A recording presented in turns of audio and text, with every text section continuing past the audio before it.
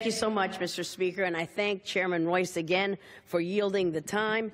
And, Mr. Speaker, I stand in strong support of Ranking Member Eliot Engel's Caesar Syrian Civilian Protection Act, H.R. 1677, of which I'm proud to be an original co-sponsor, and I commend him and the chairman for all of their hard work in authoring the bill and bringing it before us today.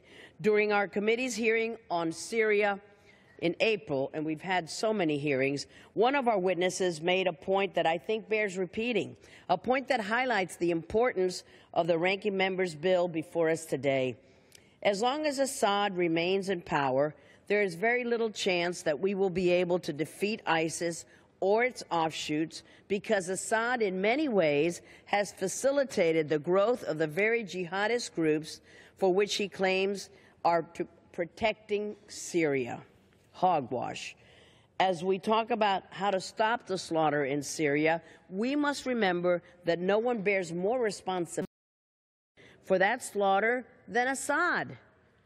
He and his regime are the ones dropping barrel bombs. They're the ones unleashing chemical weapons on their own people.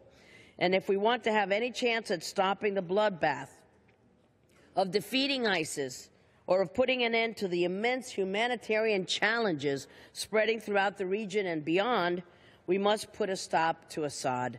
This bill ratchets up the pressure on Assad and his collaborators, especially his main allies, Russia and Iran, while expanding on the Iran Threat Reduction and Syria Human Rights Act, a bill which I authored and which became law in 2012. It gives the administration new tools to go after individuals and entities working with Assad in the finance, aircraft, transportation, telecom, and energy sectors, as well as it gives them the tools to target individuals complicit in human rights abuses. I'm glad to have worked with the ranking member and our esteemed chairman to include my amendments in this bill, amendments that would determine that denying or hindering access to humanitarian aid is a serious human rights violation, and as such, it would allow the administration to sanction any individual responsible for doing so.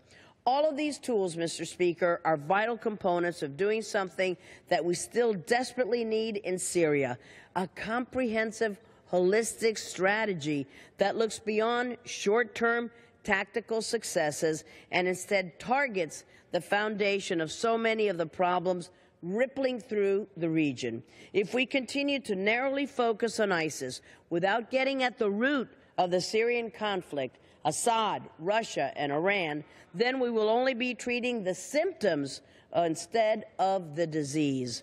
And if we are to have any hope at finding a solution in Syria, the kind of pressure that this bill would achieve is an essential piece of that puzzle. So I offer my full support to this bill. I urge my colleagues to do the same, and I yield back the balance of